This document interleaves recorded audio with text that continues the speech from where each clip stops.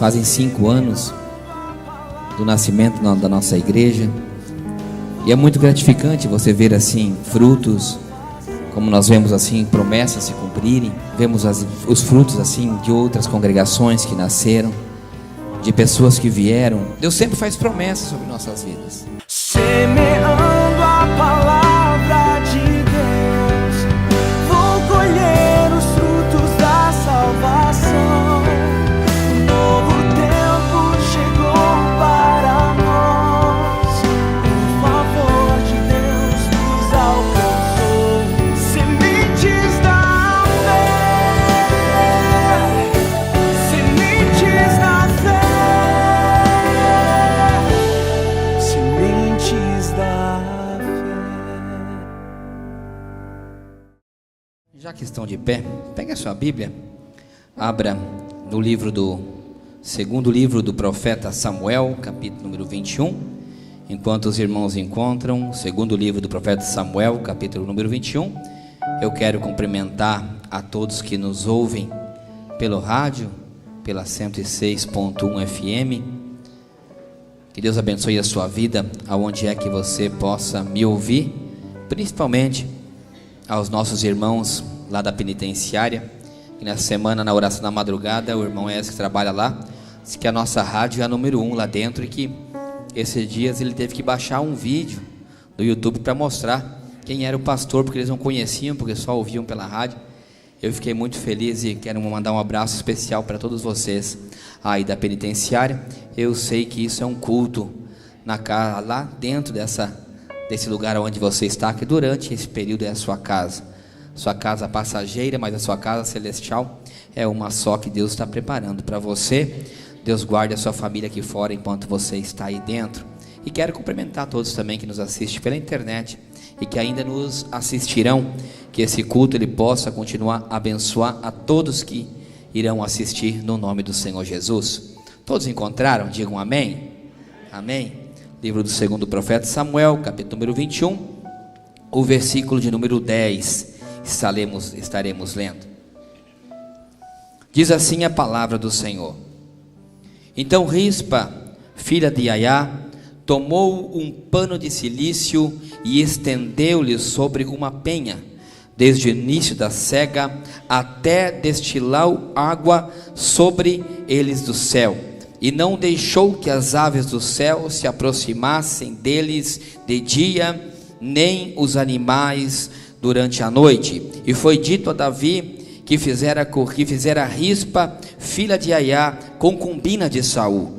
Então foi Davi e tomou os ossos de Saul, os ossos de Jonatã, seu filho dos moradores de Joabe e Gileade, os quais os furtaram na rua de Bet-sean, onde os filisteus o tinham pendurado, quando os filisteus feriram a Saul em Gilboa. E fez subir dali os ossos de Saul e os ossos de Jonatã seu filho, e ajuntaram também com os ossos dos enforcados. Enterraram os ossos de Saul e de Jonatã seu filho na terra de Benjamim, em Zelá, na sepultura de Quis seu pai, e fizeram tudo o que o rei ordenara. E depois disso Deus se aplacou para com a terra. Eu quero ler a parte final. E depois disso Deus se aplacou para com a terra. Amém? Feche seus olhos, que eu quero fazer uma pequena oração. Pai, no nome de Jesus, eu quero nesse momento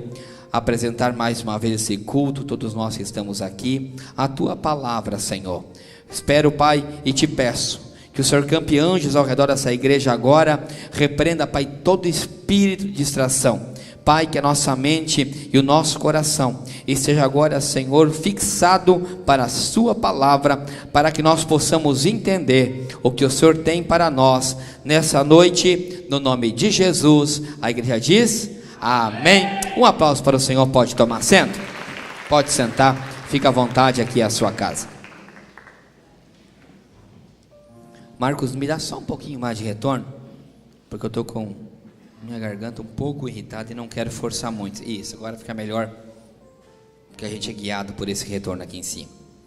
Glória a Deus. Ontem vamos resolver algumas coisinhas, porque Daqui a 5 semanas, estava fazendo umas continhas com a pastora, a gente tem 5 semanas consecutivas de atividade sem descanso, então tivemos que ir ontem aqui numa cidade próxima resolver algumas coisas, porque não daria tempo durante 5 semanas e algumas coisas eram necessárias. Depois do jantar, estava muito cansado, porque tivemos 5 dias consecutivos aqui, né, com a liderança, orando pela igreja, orando por todos os departamentos, né, irmã Miriam, a senhora Cecília. E ontem já estava bem cansado, e quando era 9h30, acabamos de jantar, nós estávamos sentados em frente à TV, eu falei assim, vou só passar, vou passar todo o canal rapidinho, para ver se o Inter ganhou, perdeu, né, já não fiquei bravo, mas tudo bem, deixa o futebol para lá, irmão, só dá tristeza, não olha para a TV. Aí eu peguei, e quando vi, estava passando um filme, e dizia assim, Um Milagre no Paraíso. E a pastora disse assim, já assisti esse filme, se eu não estou enganado. Então eu cliquei naquele filme ali, e nós começamos a assistir um filme maravilhoso, cristão, que já deixo recomendado para vocês. E o filme, ele era uma história de uma menininha que tinha uma doença muito rara, aproximadamente, eu acho que entre 8 e 10 anos de idade, uma doença intestinal.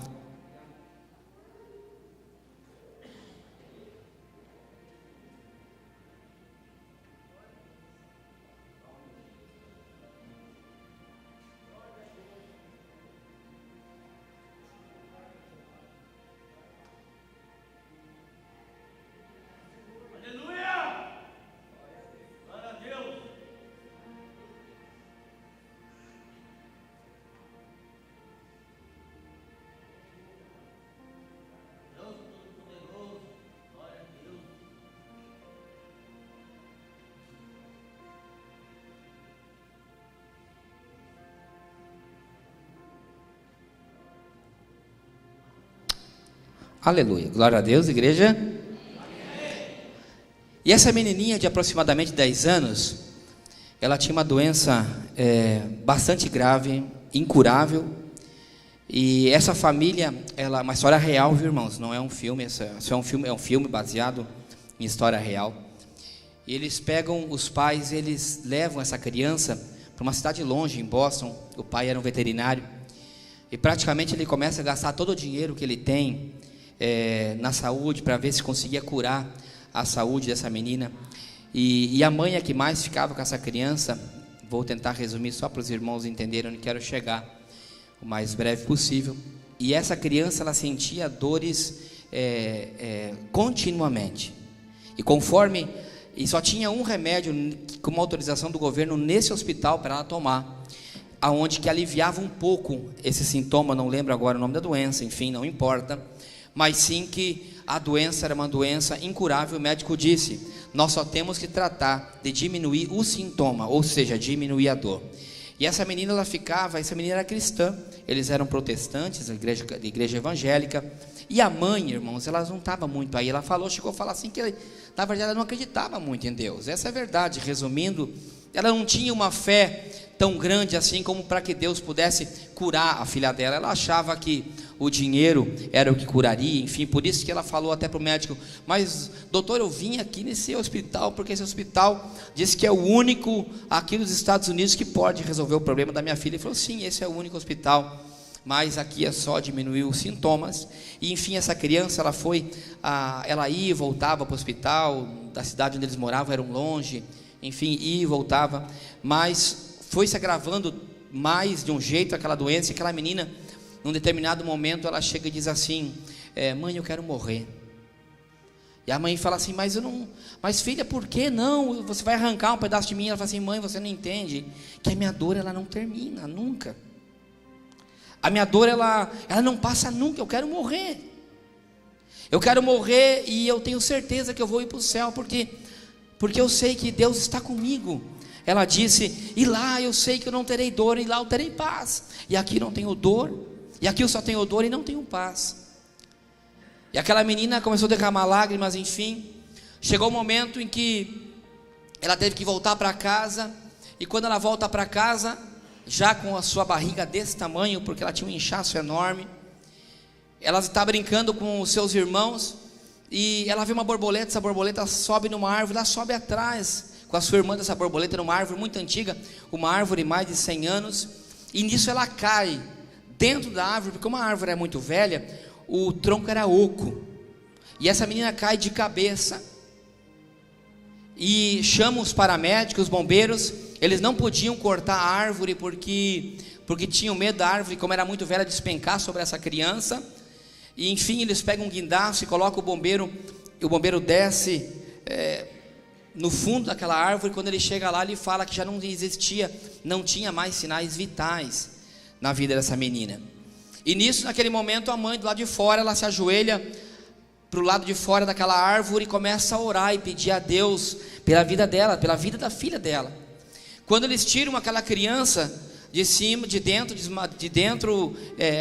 que não estava acordada, eles começam a fazer massagens nela, enfim, colocar oxigênio, e o médico diz assim: ela está respirando.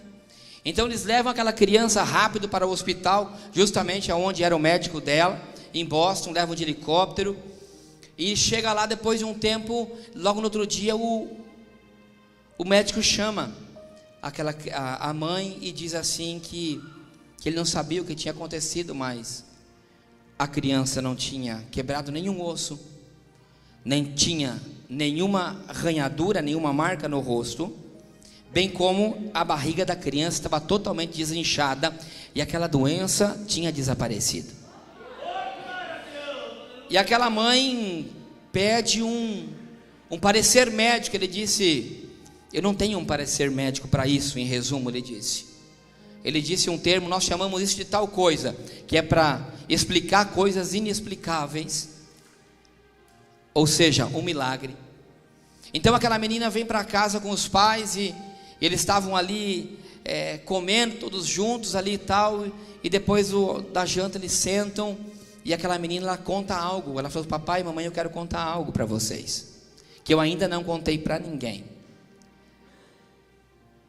Daí ela começou a contar. Ela disse: ele estava comigo quando eu caí lá embaixo, na borboleta.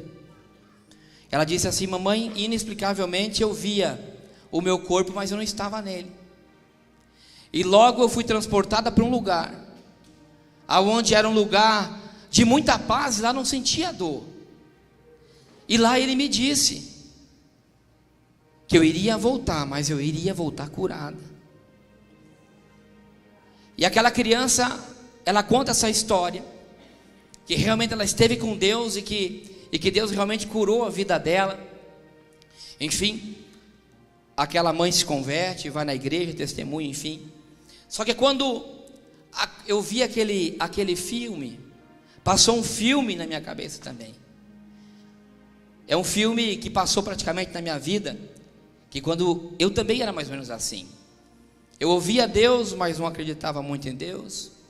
Eu ia na igreja, mas não acreditava muito na palavra. Eu ouvia falar de milagres, mas não acreditava muito em milagres, ou seja, acreditava desacreditando. Ou seja, a minha fé ela não era nada apurada.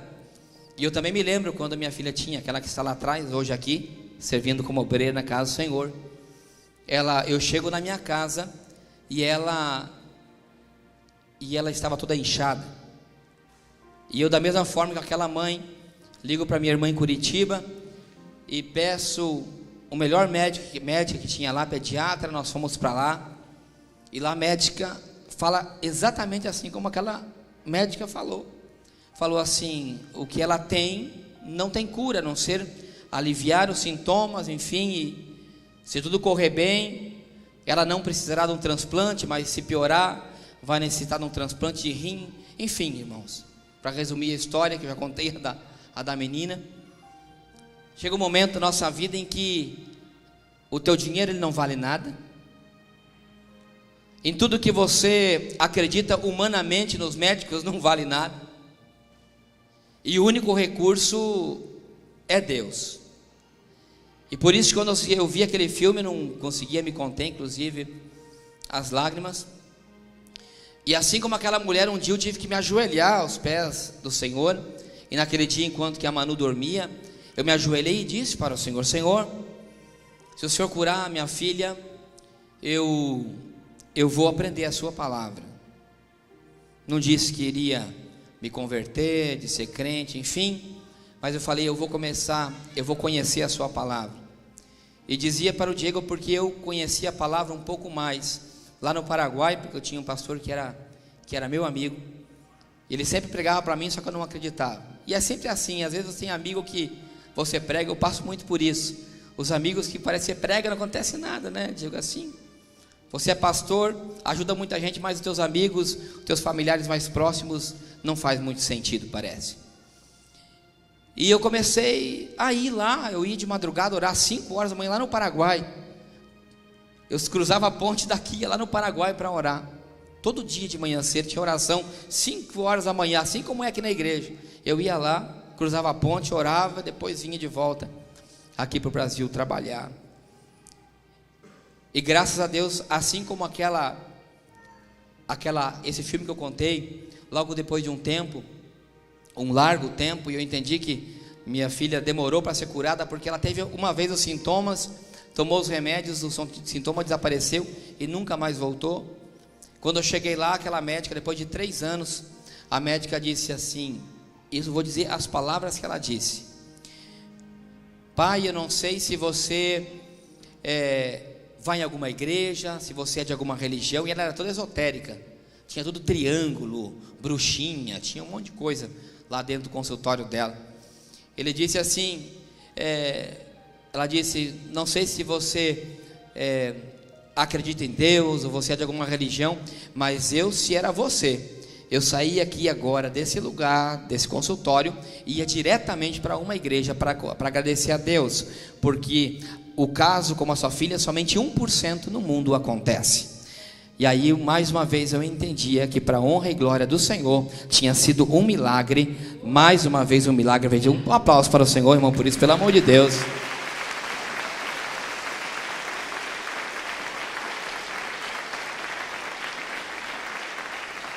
Um milagre, um testemunho vivo está ali. Temos registro de documentos, se for necessário, para provar. Mas pastor, o que é que isso tem a ver com essa palavra que eu li? Eu queria fazer uma introdução, porque essa mulher que espantava as aves de rapina não tiveram a mesma alegria que eu tive, a mesma alegria que a mãe daquele filme de ontem teve, porque coisa difícil é quando toca no filho da gente, irmãos. Olha que coisa difícil é quando você vê um filho sofrer.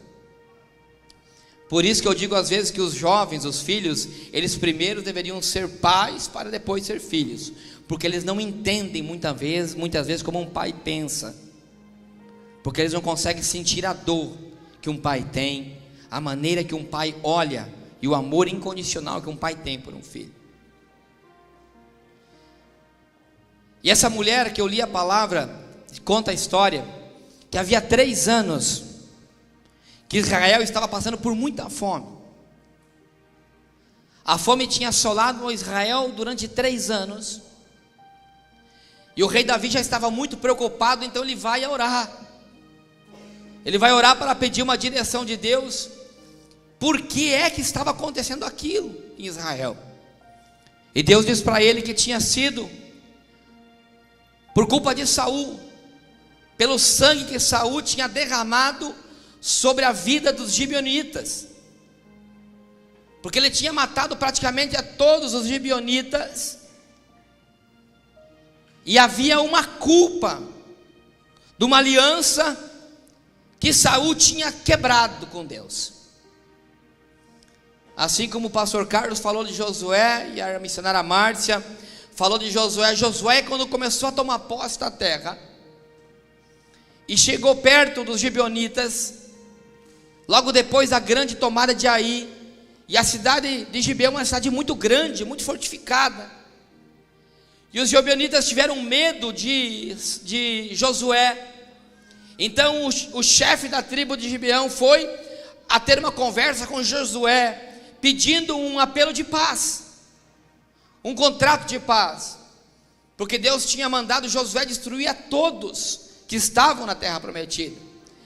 Então Josué fez um acordo com ele e disse: ok, vocês irão nos servir para cortar lenha, tirar água, serão um povo servo dos israelitas, e eu não vou destruir a cidade de vocês, e nenhuma criança, nenhuma pessoa de vocês. E eles firmaram um acordo de paz entre essas duas nações, na qual nenhuma delas poderia atacar uma ou outra. Capítulo 16 do livro de Josué, depois vocês podem ler. Inclusive os reis que estavam à volta planejaram inclusive atacar e matar Gibeão por esse acordo de paz que ele tinha ficado feito com Josué. E aí tem aquela passagem tão linda, aonde através da vida de Josué, Deus fez parar o sol e a lua durante um dia, e diz que não houve um dia melhor do que esse na história, onde que Deus deu uma grande vitória a Josué e aquele povo. E esse acordo tinha durado durante muito tempo, era um acordo firmado de Josué com Deus, uma aliança, mas Saul tinha quebrado essa aliança. O compromisso que Josué tinha feito e que estava encarregado sobre Saul, ele pegou e quebrou essa aliança e acabou destruindo a todo esse povo, derramado muito sangue. Então essa desobediência fez com que a fome chegasse sobre a terra de Israel, aonde que Davi naquele momento era rei, porque depois Saul tinha morrido.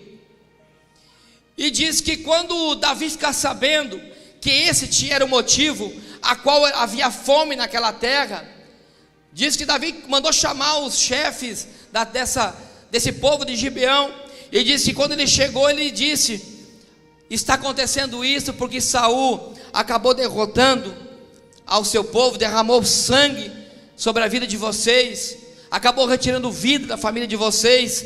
Então os gibeonitas pediram: nós não iremos fazer nada contra Israel, mas nós queremos sim que o Senhor nos entregue 7 pessoas. Então Davi tirou Mefibosete pelo acordo que ele tinha feito com Jonathan, e pegou da linhagem de Saul 7 jovens. Peguei os 7 jovens, e Rispa era uma das concubinas de Saul. Então ele pega 7, 2 filhos de Saul, mais 5 da família de Saul, entrega aos gibeonitas. E os gibeonitas levam essas 7 jovens, e esses 7 jovens são enforcados em cima de um monte.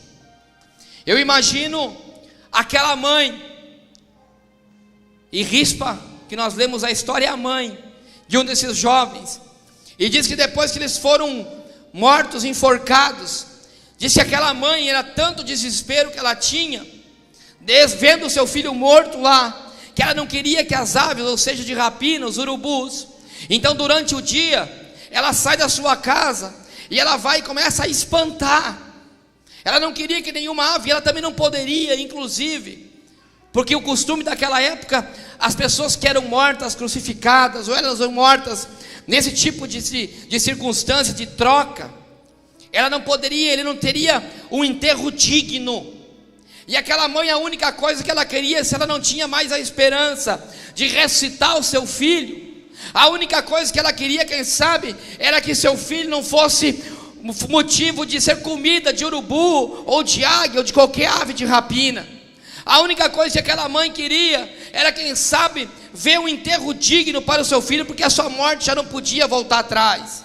Então essa mulher, ela pega, e durante várias semanas, incansavelmente, sem dormir, ela começou a espantar aquelas aves durante o dia e durante a noite, para que os animais também que vinham, tipo coiotes e animais que comem durante a noite, não viessem pegar ao corpo do seu filho. Imagina a situação dessa mãe, sem dormir, pastor Everton, dia e noite ali sem dormir. E chegou o momento, diz a palavra do Senhor, que aquelas pessoas começaram a ficar desesperadas, porque aquela mulher, ela já não ia mais para casa. A única coisa que ela queria fazer era cuidar do seu filho, que já estava morto. E diz a palavra do Senhor que eles saem correndo e vão falar para Davi essa situação. Quando Davi vê aquilo, se comove. Ele vê aquilo e diz assim: não, pode parar, esse aí vai ser diferente. Esse moço que está aí morto, que não tem direito ao enterro indigno, ele vai ter direito ao enterro digno. Faz o seguinte, vai lá onde Saul, seu pai está morto, que agora já é só osso. Aonde está Jonathan, pega os ossos dele de volta, traz aqui para esse lugar, que nós vamos enterrar esses moços, juntamente com seus pais, e juntamente com seus irmãos.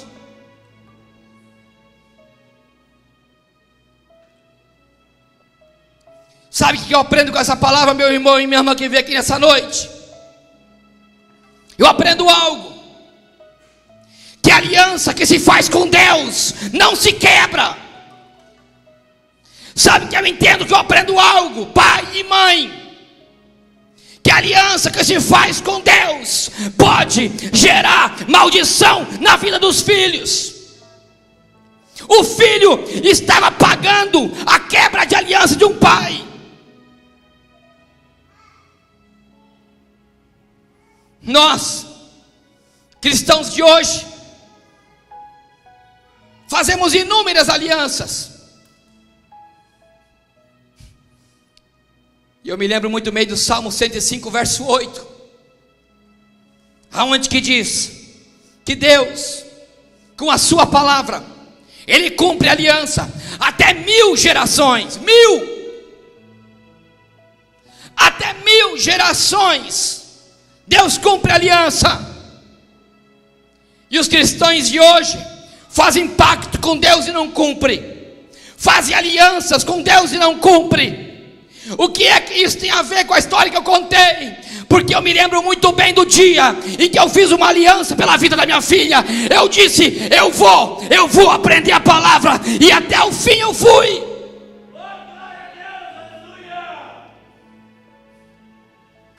Agora, quem chora e paga as consequências é a vida de um filho, pela irresponsabilidade de um homem chamado Saul, um homem escolhido por Deus para sentar numa cadeira, um homem a qual Deus escolheu para fazer uma aliança, mas ele, no momento da sua glória, que as coisas estavam tudo bem, ele esqueceu da aliança que ele tinha feito com Deus, e a única coisa que ele fez foi ir destruir o povo para mostrar que ele era grande.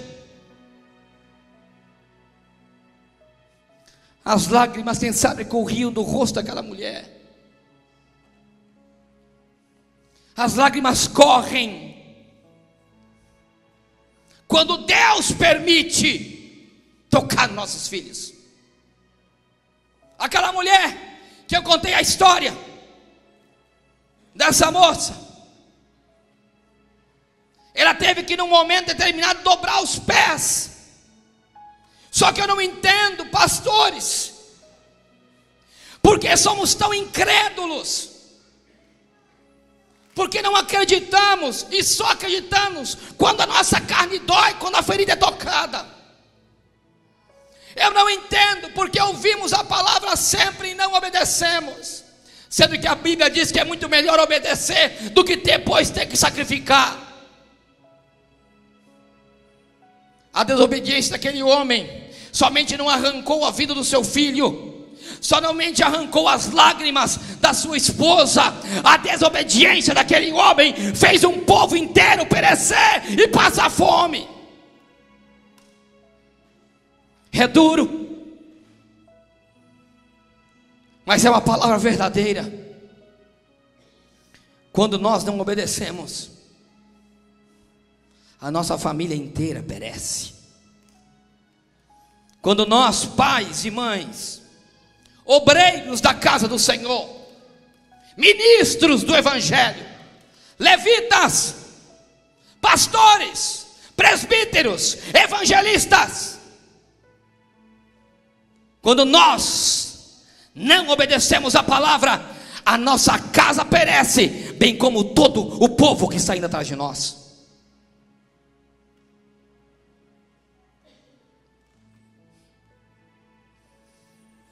E o pior é quando se quebra uma aliança, porque Deus não obriga você a fazer aliança com ninguém.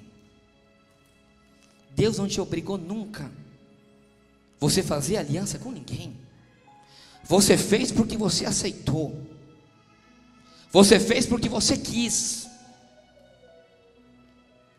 Quando Deus te chamou, foi você que fez um compromisso com Ele. E é por isso que eu não entendo quando muitas vezes nós temos um chamado, estamos lá todo motivado.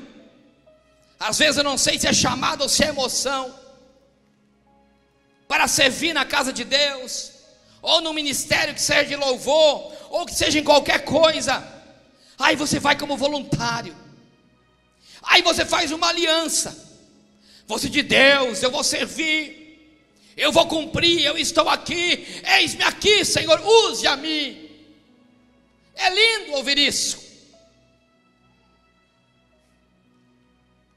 Só que parece que a primeira barreira que acontece, a primeira coisinha que não dá certo conforme você quer, parece que toda aquela aliança que tinha sido feita ficou quebrada. No casamento é igualzinho hoje. Casamento enquanto está namorando é uma beleza, uma maravilha. Tudo é lindo, tudo é maravilhoso. Vamos casar diante de Deus na igreja, aliança, coisa linda. Mas o primeiro ventinho que vem dentro do casamento, já quer jogar aliança fora, quer quebrar aliança, já não quer mais. Com os filhos é a mesma coisa. Os filhos fazem aliança com os pais, mas a primeira coisinha já volta para trás. O que a palavra está querendo dizer é para que nós não nos esquecemos das alianças que nós fizemos nessa noite. Que nós não sejamos como Saul, quebrando aliança, porque depois nós não aguentaremos as consequências de que Deus autorize tocar num filho. Mas a palavra do Senhor está dizendo aqui algo fantástico.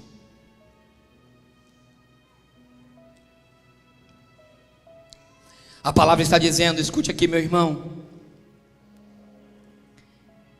para você não deixar de espantar as aves de rapina que estão para vir para cima dos seus filhos. Pode parecer que teu filho está morto, pode parecer que ele já não tem mais chance, que a indignidade já não está mais, que já está morto, não tem como ressuscitar mais. Mas eu quero dizer uma coisa: não permite, faça como essa mulher, que mesmo depois de morto você diga: eu ainda acredito que meu filho tem esperança. Teu filho pode ser teu casamento, o teu filho nessa palavra pode ser o teu ministério, pode ser a tua igreja, pode ser realmente um filho de carne realmente, mas eu quero dizer, ele não está morto no nome do Senhor Jesus. Sabe por quê? Porque existe um rei. Existe um rei que olha e vê as suas lágrimas. O que aquela mulher fez me chama algo que o pastor disse. Aquilo ali se chama esforço, dia e noite, dizendo: ninguém toca no meu filho. Deus pode ter autorizado ele morrer, mas ninguém toca. Pode vir ave de rapina durante a noite, de dia, pode vir coiote durante a noite, mas eu vou ficar aqui até algo acontecer. Quando aquela mulher não desistiu, rápido chegou algo aos ouvidos do rei, e o rei disse: o que é que está acontecendo? Rei, existe lá uma mãe que está chorando, ela não para. Aquele filho que morreu para que a chuva viesse, para que comida viesse para nós. Aquela mãe, ela não para de chorar a perca do seu filho, porque ele nem o enterro digno pode ter. Ele diz: não, manda chamar, Manda chamar, porque eu vou dar um enterro digno para ele. A história dele vai ficar para a sua eternidade.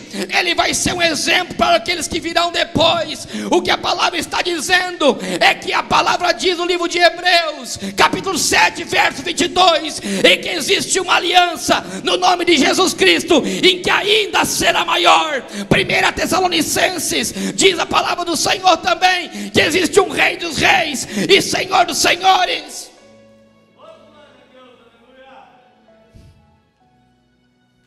Existe um sacrifício muito maior. Existe uma aliança muito mais superior do que essa. E diz a palavra do Senhor que ela é tão forte que ela chega a ser imortal. Sabe o que eu quero te dizer? Pode ser que teu filho esteja morto, o teu ministério esteja morto, a sua esperança, o teu casamento seja morta, mas a palavra do Senhor diz que se você vier a Cristo hoje, se você voltar a fazer uma aliança com Ele hoje, Ele vai restaurar, porque Ele é uma aliança superior. Ela é imortal. Ela é imortal. 1 Timóteo 6,15 diz que Ele é o bem-aventurado, é o único poderoso, Rei dos reis e Senhor dos senhores. E continua dizendo, e a imortalidade está sobre Ele. Sabe quando você vê algo morto, assim como aquela mulher viu seu filho? Os reis dos reis e Senhor dos senhores, Ele manda chamar para dar dignidade. Aquela mulher sabe que o seu filho na imortalidade ressuscitaria, que um dia aquele filho ressuscitaria. Eu quero dizer, aquilo que você acha que está morto, o Senhor Jesus, Ele tem o poder e a autoridade de fazer ressuscitar hoje, no nome de Jesus.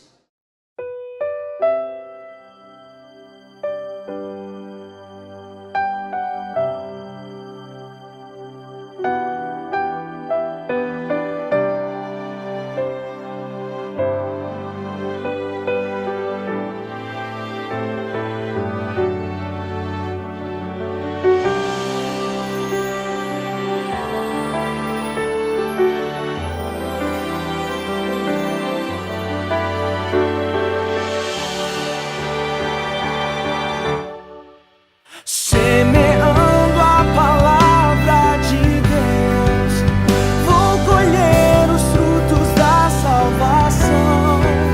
Um novo tempo chegou para nós, o favor de Deus nos alcançou. Sementes da fé, sementes da fé.